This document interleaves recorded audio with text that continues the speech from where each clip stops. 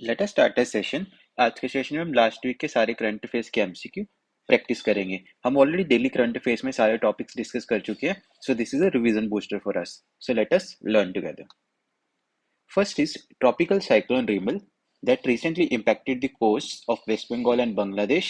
Name Remal is given by, तो recently waste Bengal और बांग्लादेश वाली साइड पे ट्रॉपिकल साइक्लोन आया था जिसका नाम था रिमल।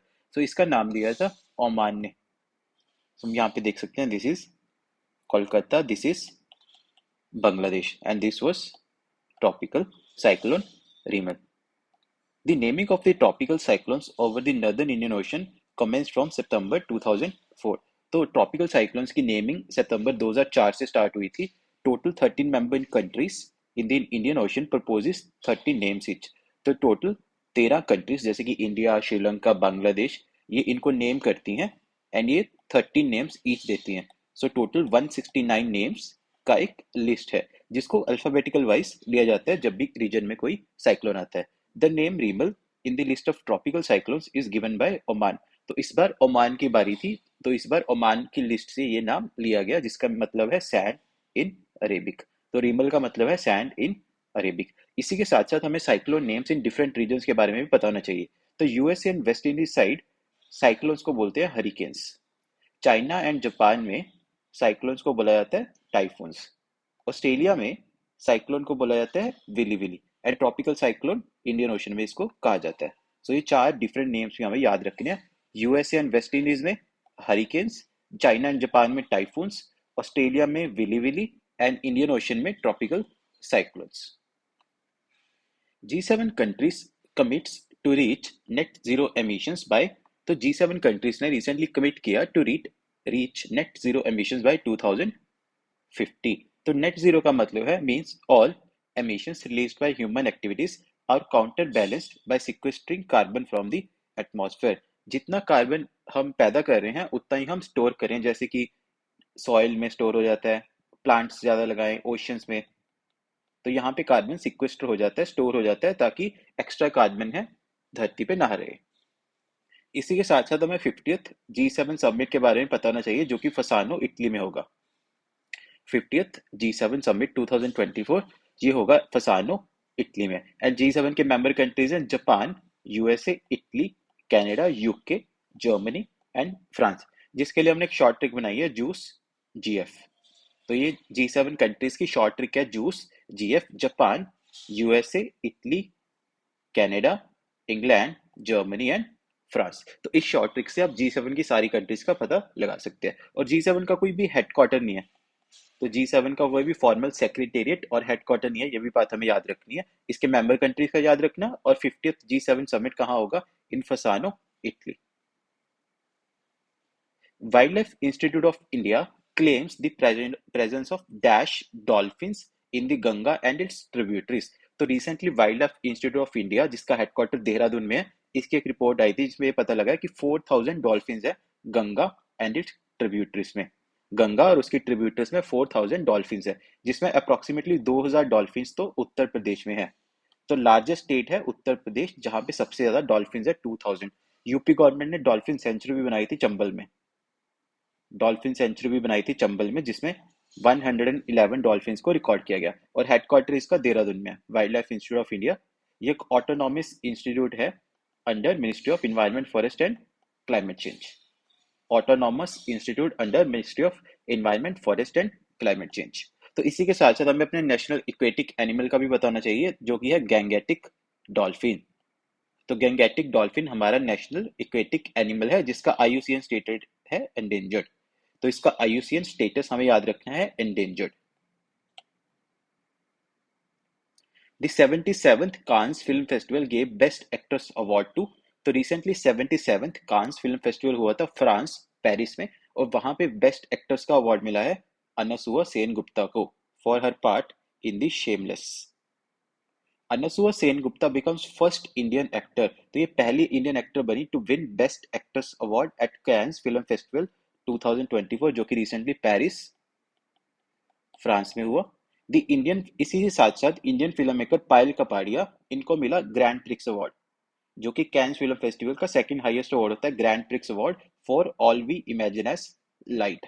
और थर्ड इंडियन अवार्ड मिला चिदानंद नायक जी को, जो कि एक स्टूडेंट है एफटीटीआई के एफटीआईआई के, जिनको मिला Cannes La Cinef award for best short for Sunflowers were the first ones to no.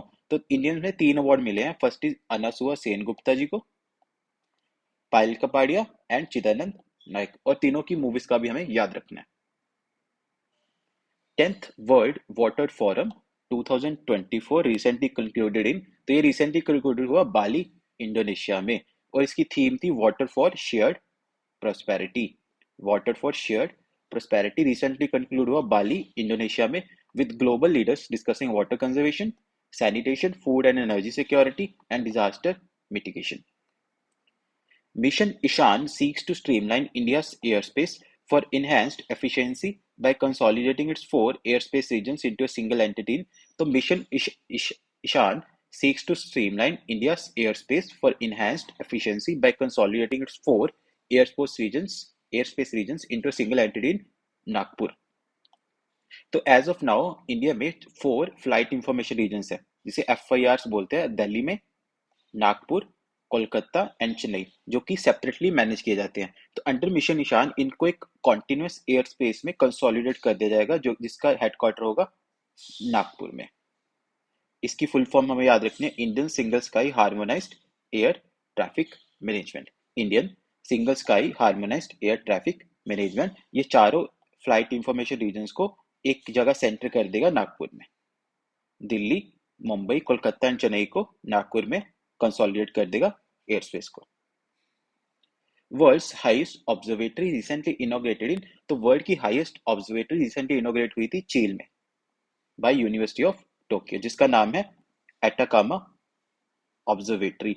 So simple सा क्वेश्चन आ सकता है एक और कि एटाकामा ऑब्जर्वेटरी कहाँ है, तो एटाकामा ऑब्जर्वेटरी है चीन में, और ये है 5640 मीटर अबव सी लेवल, और यहाँ पे 6.5 मीटर का ऑप्टिकल इंफ्रारेड टेलीस्कोप है। 6.5 मीटर का optical infrared telescope. Which country makes first firing of its ASMPAR nuclear air launch cruise missile, तो कौन सी कंट्री ने अपनी first ASMPAR nuclear air launch cruise missile को लॉन्च किया? तो ये लॉन्च किया फ्रांस ने, और इसकी फुल फॉर्म है air sol medium range. The air sol medium range is an air launched land attack supersonic cruise missile that carries a nuclear payload. तो इसको एयर से लॉन्च किया जाएगा और ये न्यूक्लियर पेलोड भी कैरी कर सकती है। How many great Indian bustards were spotting during water hole survey in Jaisalmer, तो रिसेंटली वाटर होल सर्वे हुआ था जैसलमेर राजस्थान में, वहां पे 64 ग्रेट इंडियन बस्टर्ड्स को स्पॉट किया गया, और लास्ट टाइम यहाँ पे 42 थे। लास्ट टाइम 42 थे 2022 में, 2023 में सर्वे नहीं हुआ, और 2024 में सर्वे हुआ जिसमें 64 ग्रेट इंडियन बस्टर्ड्स को पाया गया in the national desert park of Jaisalmer. तो नेशनल डेजर्ट पार्क भी हमें याद रखना है कहाँ है, जैसलमेर में, और इसको गोंडवन भी कहा जाता है। ग्रेट इंडियन बस्टर्ड को गोंडवन भी कहा जाता है, और स्टेट बर्ड है राजस्थान का, राजस्थान का स्टेट बर्ड है, एंड इसका IUCN स्टेटस है क्रिटिकली एंडेंजर्ड। तो एक एक फैक्ट हमें याद रखना है, national desert park, Godawan, state bird of Rajasthan and IUCN status is critically endangered. Kolkata Knight Riders lift the IPL 2024 trophy after winning the final by, तो इन्होंने फाइनल जीता था बाय 8 विकेट्स। इन्होंने फाइनल में सनराइजर्स हैदराबाद को हराया था बाय 8 विकेट्स, और ये 17th एडिशन था IPL का। IPL का 17th एडिशन था, जिसे ऑर्गेनाइज करता है board of cricket for control in India, BCCI। Total 10 teams ने पार्टिसिपेट किया था। KKR ने सनराइजर्स को 8 विकेट से हराया, और मैन ऑफ द मैच थे मिचेल स्टार्क KKR से मैन ऑफ द मैच बने। Which organisation launches satellite pre fire, तो कौन सी ऑर्गेनाइजेशन ने सैटेलाइट प्री फायर को लॉन्च किया to monitor and mitigate climate change? ये हमने डेली करंट अफेयर्स में पढ़ा था कि ये लॉन्च की है नासा ने। सो नासा's प्री फायर, जिसकी फुल फॉर्म है polar radiant energy in the far infrared experiment. Polar radiant energy in the far infrared experiment mission is a big step toward climate prediction and knowledge, और इसमें 2 क्यूबसैट्स को deploy किया जाएगा। 2 क्यूबसैट्स को orbit में deploy किया जाएगा to study earth's energy budget in the far red infra spectrum, जो कि हेल्प करेगा to improve models that are already in use to better understand how polar ice melt ice कैसे मेल्ट करती है polar areas में, north pole, Antarctica, Arctic में, sea ice loss कैसे हो रहा है, अर्थ का जनरल एनर्जी बैलेंस कैसा है। Deepa Karmakar achieves history by clinching gold at Asian gymnastics championship. तो दीपा कर्माकर जो कि इंडिया से है, इन्होंने गोल्ड मेडल जीता एट एशियन जिम्नास्टिक चैंपियनशिप जो हुई थी ताशकेंत उज्बेकिस्तान में। इन्होंने ये फर्स्ट एवर इंडियन बनी to secure a gold medal at the Asian women's artistic gymnastic championship, Asian women's artistic gymnastic champion जो कि हुई थी ताशकेंत उज्बेकिस्तान में। Recently, more than 2,000 people buried in Mount Mangalo landslides of which country? तो कौन सी country में mount मंगेलो landslides हुए थे जहां पे 2000 से ज्यादा लोगों की मौत होगी? तो ये हुए थे पपुआ न्यू गिनी में। तो Papua New Guinea informed the UN that over 2000 people were buried in a massive landslide caused by Mount Mangalo। तो माउंट मंगेलो का कोलैप्स हो गया था जिसकी वजह से ये लैंडस्लाइड्स आए थे और मेजर डिस्ट्रक्शन हुआ to homes, buildings and food gardens. Which state recently banned sale, production and distribution of tobacco and gutkha products? तो कौन सी स्टेट ने तंबाकू और गुटखा प्रोडक्ट्स की सेल, प्रोडक्शन एंड डिस्ट्रीब्यूशन को बैन कर दिया 1 साल के लिए? तो ये है तेलंगाना। तो रिसेंटली तेलंगाना ये स्टेप उठाया मई 2024 से लेके मई 2025 तक इसको बैन कर दिया गया है under food safety and standards act 2066। Food safety and standards act 2006। Which country launches ZIC, a new gold-backed currency to counter inflation? तो कौन सी कंट्री ने एक गोल्ड बैक्ड करेंसी लॉन्च किया जिसका नाम है यिक? तो ये लॉन्च की है जिम्बाब्वे ने। अफ्रीका कंट्री है जिम्बाब्वे जिसने लॉन्च किया gold backed currency. World hunger day is observed on. तो वर्ल्ड हंगर डे ऑब्जर्व किया जाता है ऑन 28th मई। On 28th May, the world unites for World Hunger Day, a day dedicated to raising awareness about the urgent issue of global hunger। और इसकी theme क्या थी? Thriving Mothers, Thriving World। Thriving Mothers, Thriving World। Agnikul Cosmos Dash becomes world's first 3D printed space rocket engine। तो Agnikul Cosmos एक Chennai based startup है जिसने recently launch की अग्निबाण जो कि वर्ल्ड का first 3D space rocket engine बना। With this achievement, Chennai-based startup Agnikul Cosmos has become the second Indian private company। तो Agnikul Cosmos overall second Indian private company बनी to launch its rocket into space। But ये world का first 3D printed rocket engine था। First company जिसने rocket launch की थी space में that is Hyderabad space startup Skyroot aerospace जिसने अपनी विक्रम एस रॉकेट को लॉन्च किया था। तो ये भी फैक्टर याद रखना है कि फर्स्ट प्राइवेट कंपनी जिसने स्पेस में रॉकेट छोड़ी थी that is Hyderabad based startup Skyroot Aerospace Vikram S, और सेकंड बनी Agnikul Cosmos. KAZA TFCA summit recently concluded. तो KAZA TFC summit recently conclude हुआ जैम्बिया में। जैम्बिया यहाँ पे है, अफ्रीकन कंट्री है। The Kavango Zambezi transfrontier conservation area, Kavango Zambezi transfrontier conservation area KAZA TFC summit recently took place in Livingstone Zambia. इसमें 5 countries के representatives ने part लिया, Angola, Botswana, Namibia, Zambia and Zimbabwe. यहाँ पे Angola, Namibia, Botswana, Zimbabwe and Zambia for 5 days from 27 May to May 31। So ये conservation area है। The KAZA conservation area is made of this countries and is known for having a lot of wildlife. So इसकी protection के लिए, wild life की protection के लिए यहाँ पे दुनिया के सबसे ज्यादा एलिफेंट्स भी हैं। इसके लिए इन्होंने कंजर्वेशन एरिया बनाया है। तो रिसेंटली इस पे एक समिट हुआ था जिसका नाम है काजा टीएफसीए समिट जो कि हुआ था जैम्बिया में। India successfully test anti radiation missile Rudram 2।